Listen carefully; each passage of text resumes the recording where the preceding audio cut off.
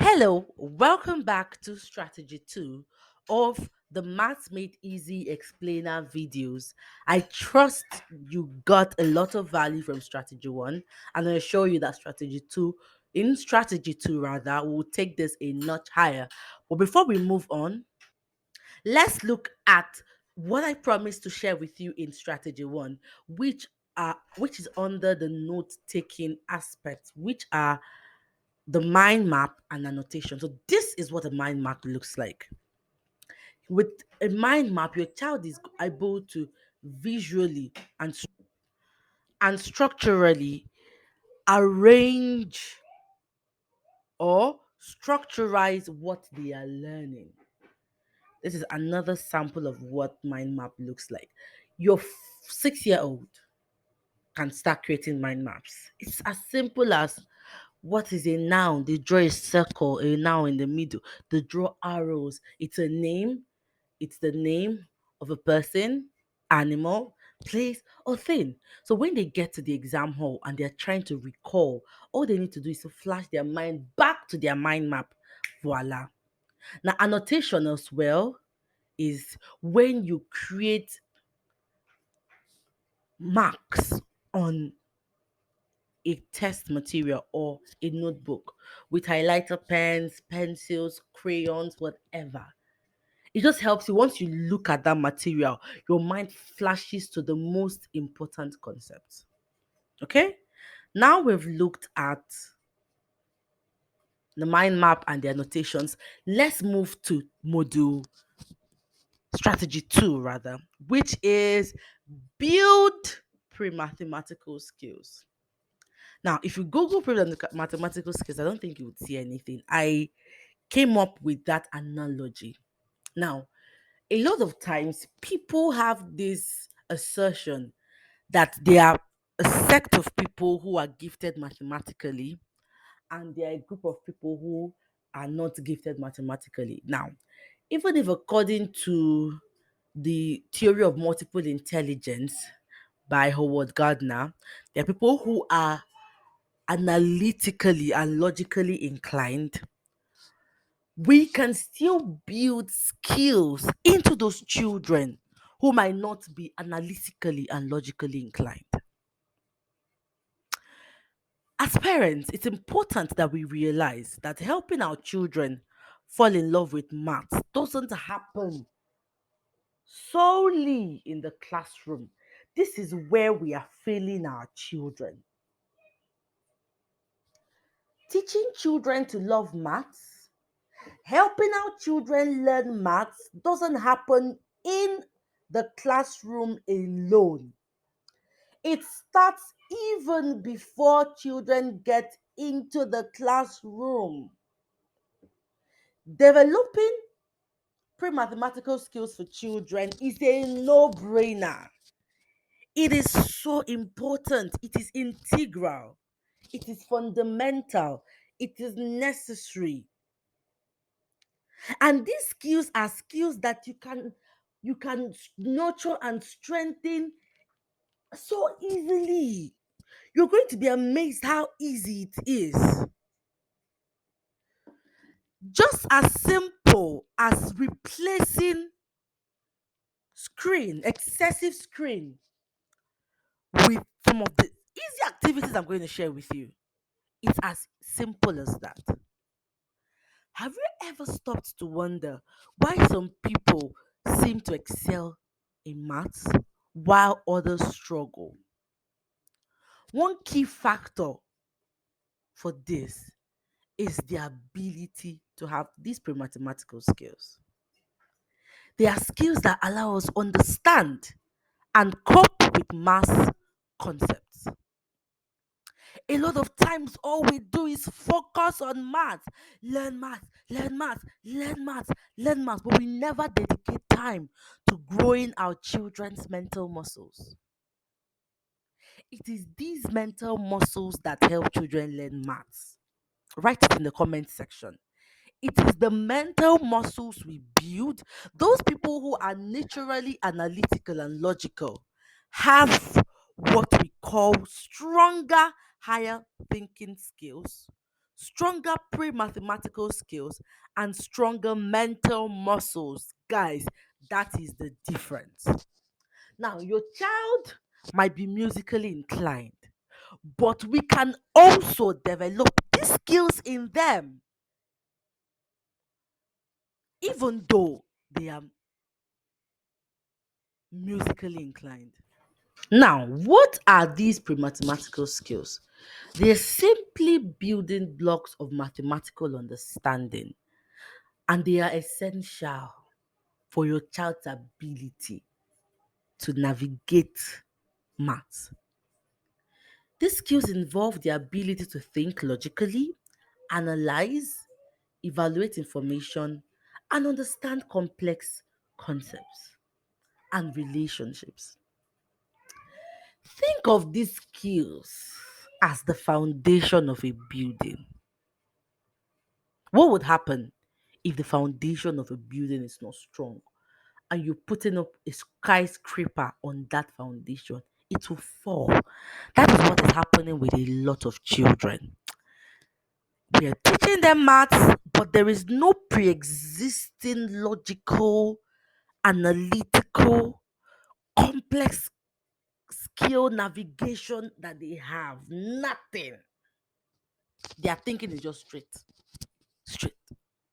They can't think flexibly. They can't think critically. And that is what maths is about. No child learns maths and does maths well without the ability to think flexibly. When a maths problem is given, for example, word problem, Sheung mom went to the market and bought 10 oranges. She gave Sheung 2,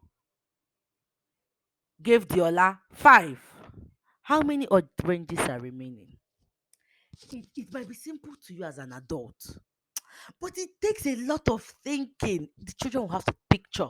Sheung's mom went to market, bought 10 oranges. Now give Sheung, they will draw Sheung 2. They will draw Diola 5. Now, if they give Diola and Sheung 2 plus 5, 7.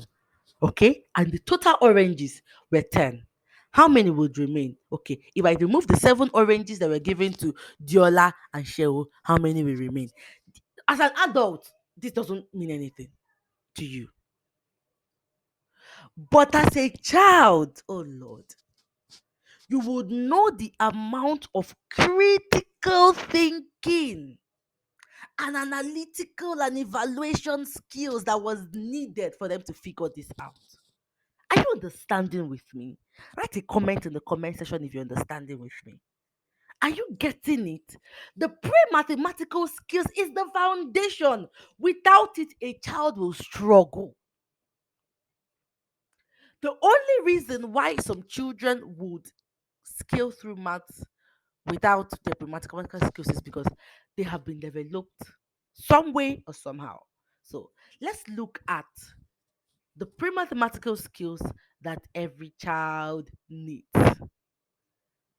Here we have 1, critical thinking, flexible or divergent thinking, problem solving, mental maths, and the last one, persistence.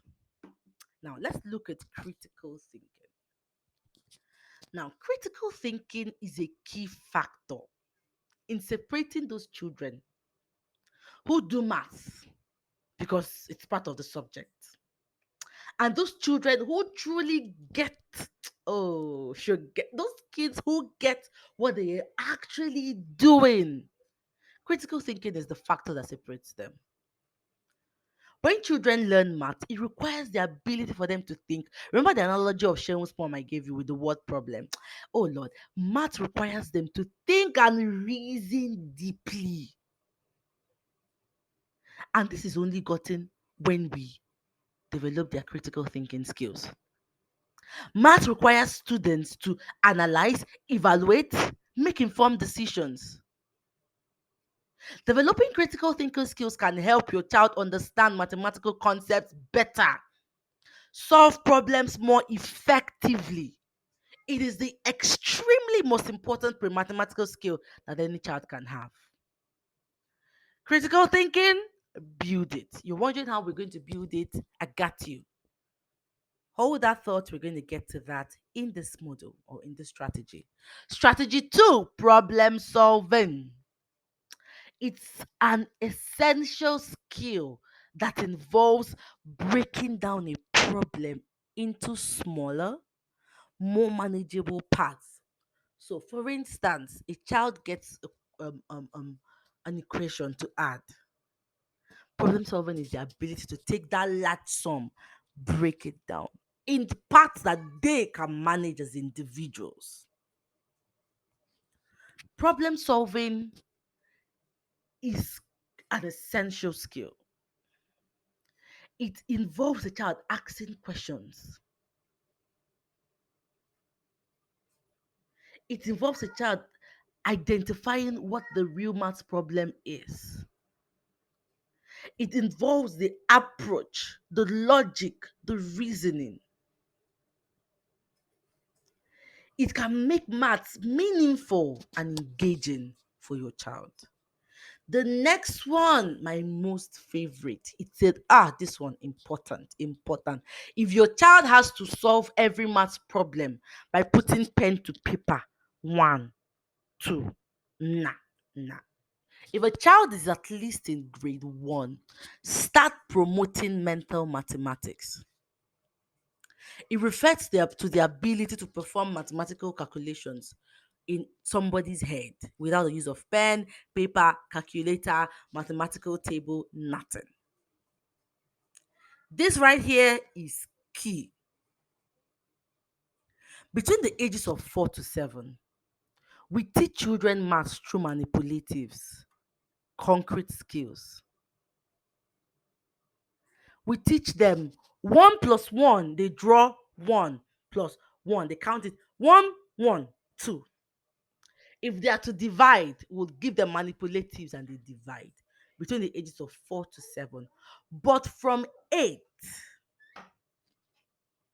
but from 8, it is important to start emphasizing on mental math strategies. So if your child has addition, encourage them. Encourage them. It's going to be tasking, but it's rewarding. Through building your child's mental math muscles, you can help them save time. They feel confident and competent. They solve problems faster. Remember, in maths examinations, your child doesn't have the whole year to solve any maths problem. They do not have the whole year to solve any maths problem. It's always timed. So if your child has 5 equations and they have 10 minutes, they can use 5 minutes to solve, the other 5 minutes for mental mathematics. But if they have to use the whole 10 minutes to solve, wala dey. So here are reasons why you need to build your child's mental muscles. It saves time. This is a no-brainer. It builds confidence. Like, I wish you could see my grade 3 children doing their maths in their head. Oh my God, the joy when they get the answer. It improves memory and concentration because a child would have to hold the piece of information in their head at once. And with this, they're already concentrating.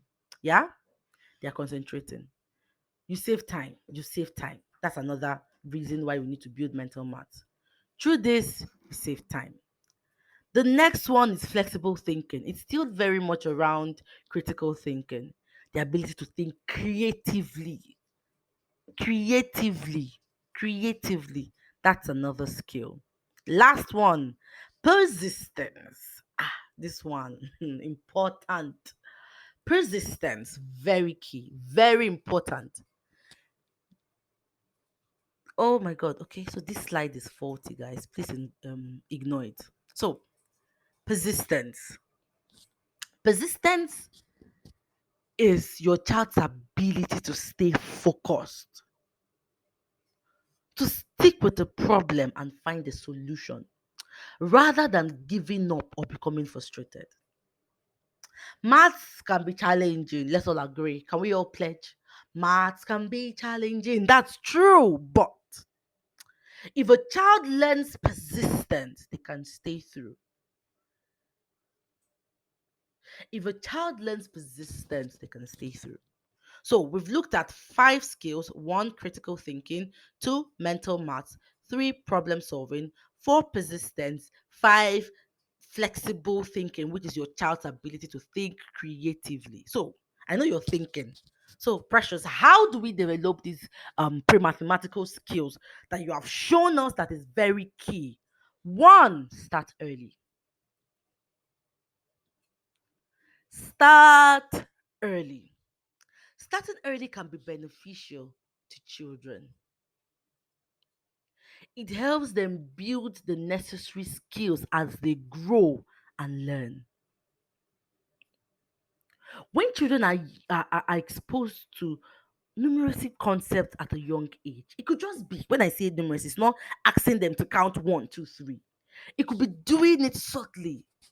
They have five puff puffs to eat, and you're like, wow, how many puff puffs do we have here? One, two, three, four, five. It's as simple as that. When I take away one, how many do we have remaining? One, two, three, four. We're going to look at how to make maths real, in how to bring maths in real life. Start early. No child is ever too young. It could just be like that. Wow, you have three toys. I remove one. We have two. The child doesn't understand what you're doing, but you're building a problem solving skill right there, right there, right there. When children are exposed to math concepts at a young age, they are more likely to develop a natural curiosity and interest, sorry, in maths. Let's look at the next one. Make it fun. Fun, fun, fun. Playway method. Teaching maths doesn't always have to be with pen and paper. It could be with their puzzle block. The parents in the group for this course when it launched, I shared some fun ways of teaching fractions when they asked. Something as easy as your puzzle block can be used to teach fractions. They are intelligence sticks. My daughter learns counting with her pegging game. So find ways to incorporate um manipulatives, board games. If you think, you will be able to do it.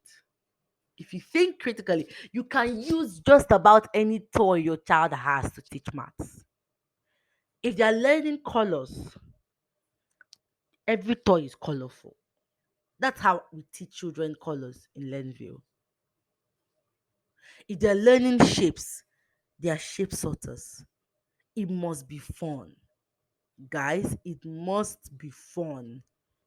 The next one, encourage your child to ask questions.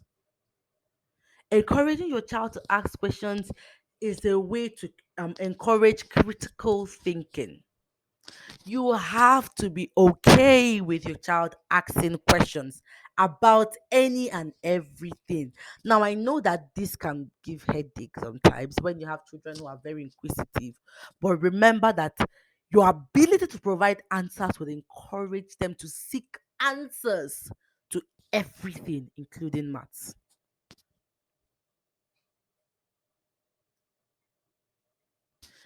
Providing answers to your child's question and just encouraging them to be inquisitive can develop a curious mind. And every mathematician has curiosity at the back of their mind. They always want to know. The next one is provide opportunities for problem solving. Puzzles, riddles, questions, just about any situation that would have them tackling problems. It can be as simple as when they're batting and you're asking, why is the water reducing when we have our bath? It's because we're scooping it out. Ask random questions, make it a part and parcel of you. As you're working, you're taking a work or you're working out to the junction of your area and you see something, just ask questions. Let me tell you, it doesn't have to always make sense. When you help your child problem solve, you can help them develop the ability to analyze, evaluate information, and come up with strategic and creative solutions to challenges. The next on our slide is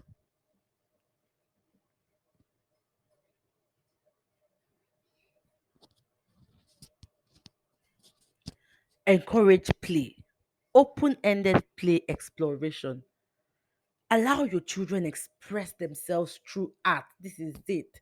This is the major way. Expression, self expression through art, music, writing, dance, swimming.